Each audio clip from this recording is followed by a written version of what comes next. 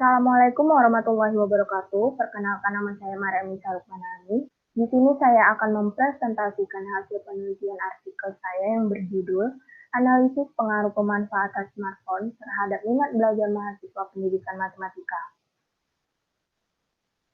Di sini saya akan menjelaskan 4 subbab, yaitu pendahuluan, metode, hasil dan pembahasan, dan yang terakhir adalah kesimpulan. Baiklah, langsung saja saya akan membahas yang pertama adalah pendahuluan. Pendidikan adalah salah satu hal terpenting dalam perkembangan perilaku peserta didik atau mahasiswa. Tidak hanya itu, pendidikan juga berpengaruh terhadap perkembangan bangsa dan negara untuk menuju ke arah yang lebih baik lagi.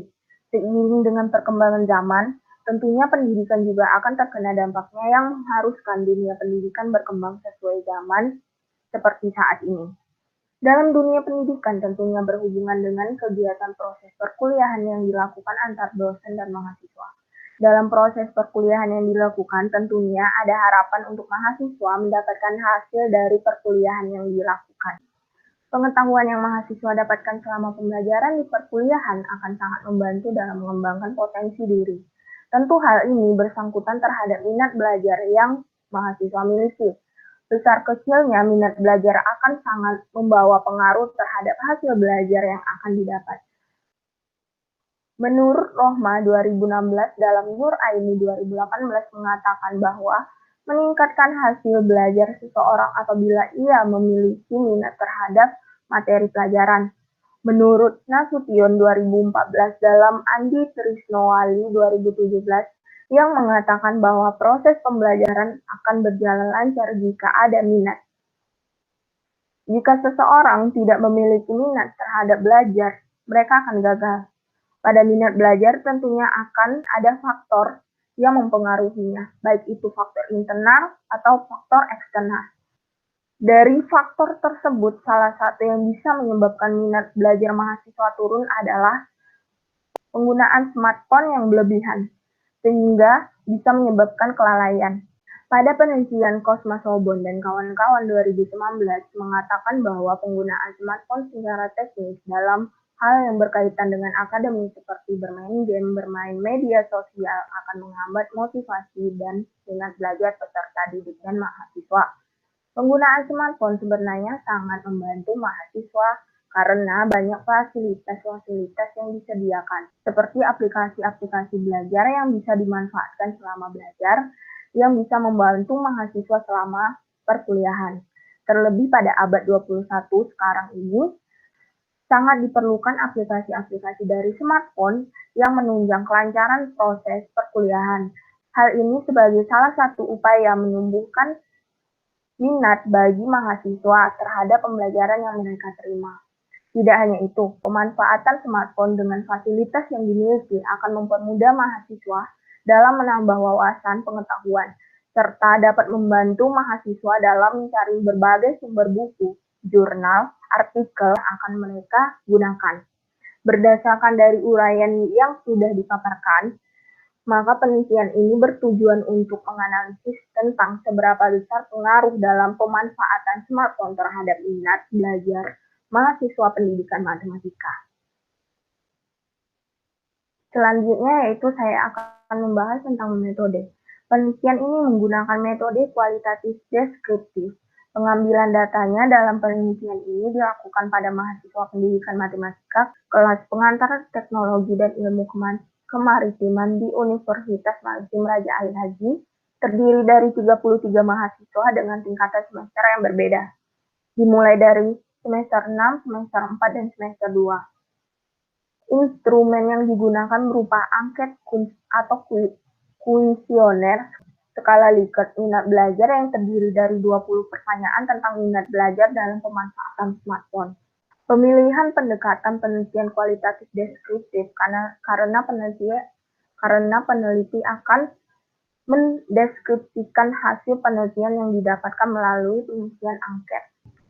Panduan perhitungan persentase rata-rata saya menggunakan panduan pada buku penelitian pendidikan matematika yang ditulis oleh Karunia Eka Lestari NTB dan Muhammad Ridwan Yuda Negara NTB.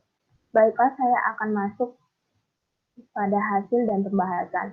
Berikut adalah hasil pengisian angket yang sudah dilakukan oleh mahasiswa pendidikan matematika.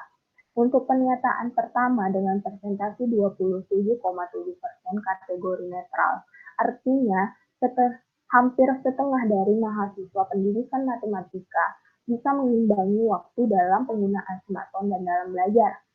Untuk pernyataan yang kedua, persentase 31,5 kategori netral, di sini juga sama, artinya hampir setengah mahasiswa bisa mengimbangi untuk mengisi kekosongan waktunya dengan belajar dan bermain smartphone. Yang ketiga, pernyataan yang ketiga dengan persentase 29,2% kategori netral, artinya hampir setengah mahasiswa menggunakan smartphone saat sesudah mereka selesai mengerjakan tugas atau saat sesudah mereka belajar. Yang pernyataan yang keempat, persentase 49,5% kategori sangat setuju, artinya hampir setengah mahasiswa memanfaatkan fasilitas-fasilitas yang ada pada smartphone mereka masing-masing. Pernyataan yang kelima yaitu persentase 51,2% dengan kategori sangat setuju, artinya setengah dari mahasiswa pendidikan matematika sangat setuju menggunakan fasilitas belajar yang ada pada smartphone mereka. Yang keenam, dengan persentase 42,1%, kategori tidak setuju, artinya mahasiswa tidak setuju untuk tidak menggunakan fasilitas. Berarti mahasiswa menggunakan fasilitas-fasilitas yang ada pada smartphone mereka. Yang ke-7, penggunaan juga pada smartphone dalam belajar dengan persentase 53,2% kategori sangat setuju, artinya setengah dari mahasiswa pendidikan matematika sangat setuju dalam menggunakan Google pada saat belajar. Pernyataan yang ke-8 dengan persentase 31% kategori setuju, artinya setengah mahasiswa pendidikan matematika setuju dengan penggunaan aplikasi Zoom dalam belajar.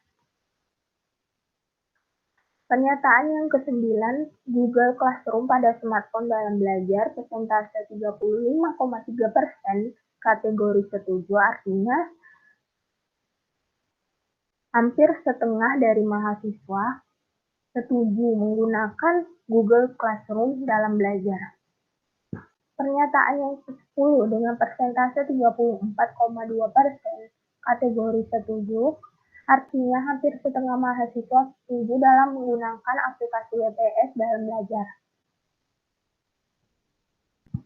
Selanjutnya pernyataan ke-11 dengan persentase 39,5% kategori setuju, hampir setengah mahasiswa pendidikan matematika setuju menggunakan media sosial berupa Facebook, Instagram, YouTube, WhatsApp dalam belajar atau media sosial yang lainnya yang bisa digunakan dalam belajar.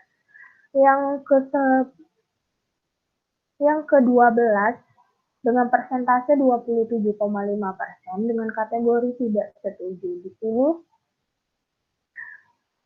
artinya hampir setengah mahasiswa pendidikan matematika tidak setuju dalam pernyataan sulit berkonsentrasi saat belajar setelah memiliki smartphone.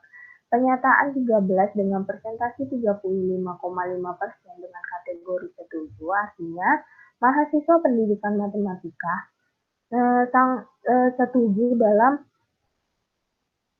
menggunakan smartphone dalam waktu lama bisa mengurangi kegiatan belajar mereka.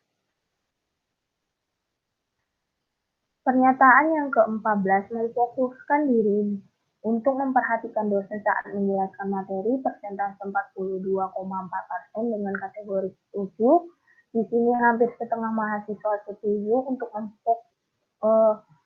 di sini hampir setengah mahasiswa setuju memfokuskan diri untuk memperhatikan dosen saat menjelaskan materi. Yang ke-15, mengerjakan tugas-tugas yang diberikan oleh dosen selama perkuliahan, persentase 45,2% dengan kategori setuju, hampir setengah mahasiswa setuju mengerjakan tugas-tugas yang diberikan oleh dosen selama perkuliahan.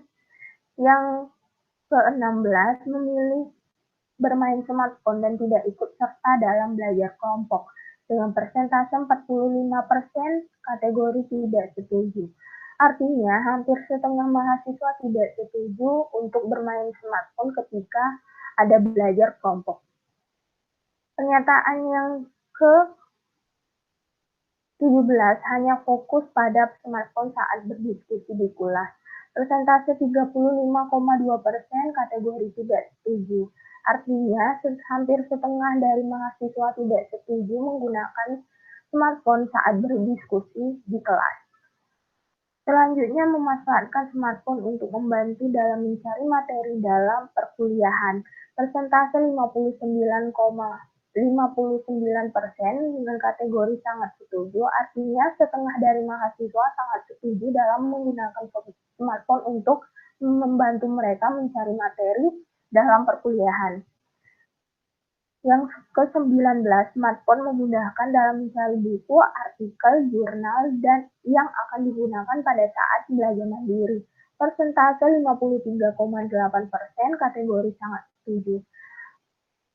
Setengah dari mahasiswa sangat setuju menggunakan smartphone untuk mencari sumber bacaan atau sumber bacaan untuk digunakan pada saat mereka belajar mandiri.